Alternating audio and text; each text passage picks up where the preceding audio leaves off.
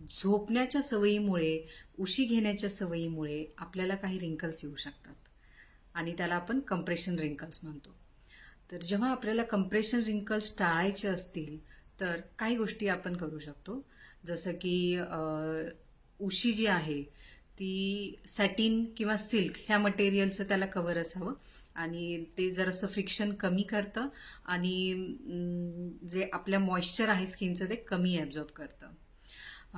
दुसरी गोष्ट आहे की आपण पोझिशन चेंज करायची. नेहमीच ह्याच गालावर जर आपण झोपलो, कारण आपण झोपल्यावर एक किमान 8 तास तरी आपली झोप होत असते आणि जर एवढा एक्सटेंडेड पिरियड एकाच पोझिशनमध्ये असेल तर रिंकल्स येण्याची शक्यता जास्त असते. त्याच्यामुळे साईड झोपेमध्ये चेंज करणं हा एक उपाय असू शकतो.